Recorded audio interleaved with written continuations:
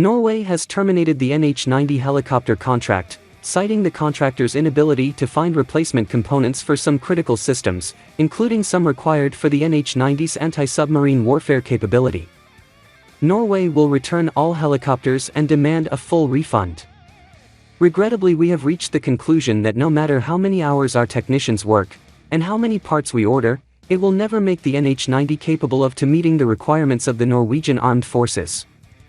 Based on a joint recommendation by the Armed Forces and associated departments and agencies, the Norwegian Government has therefore decided to end the introduction of the NH90 and has authorized the Norwegian Defence Material Agency to terminate the contract.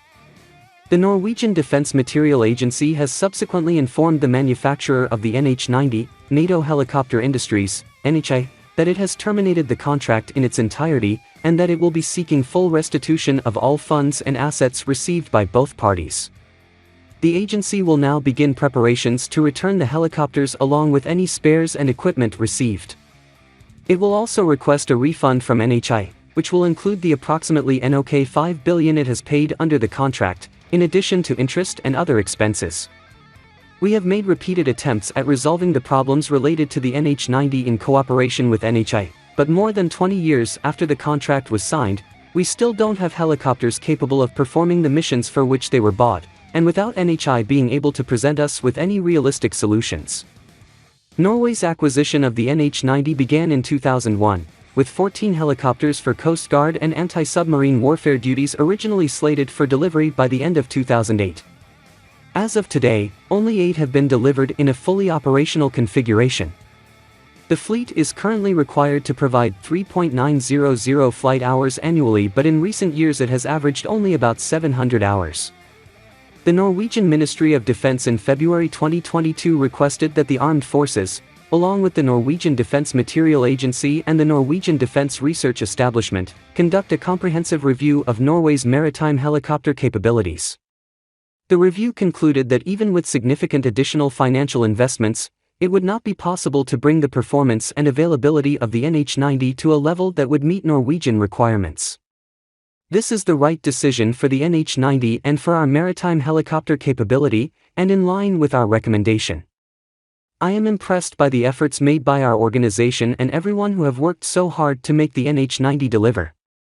This has not been a question of lack of effort, creativity, and skill, but quite simply that we have received a helicopter that has not been able to deliver.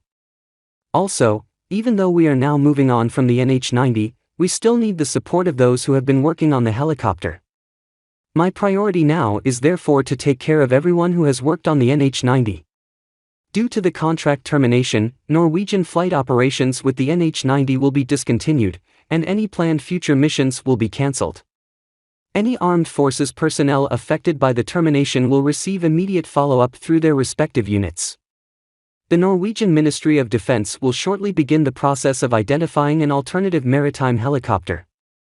Norway continues to have a requirement for maritime helicopters, and it is therefore essential that we quickly begin preparations to fill the capability gap left by the NH90.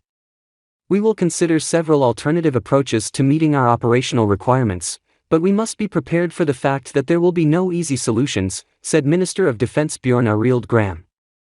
He also praises the efforts of everyone within the Norwegian Armed Forces and the Norwegian Defence Material Agency who has worked on the NH90.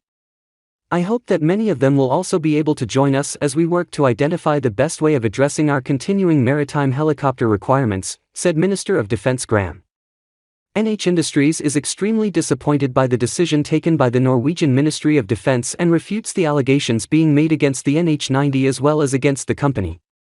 NH Industries was not offered the possibility to discuss the latest proposal made to improve the availability of the NH90 in Norway and to address the specific Norwegian requirements. NH Industries considers this termination to be legally groundless. The NH90's inherent characteristics offer any armed forces with an advanced, fully integrated mission capability, survivability, speed, range of action, discretion as well as night and all-weather operations without equal in the world in its category. In its naval configuration, it is an incomparable asset to answer the needs of Norwegian armed forces, allowing the most advanced surveillance capabilities in the North Sea, just as the NH90 is doing elsewhere across Europe at sea protecting nations.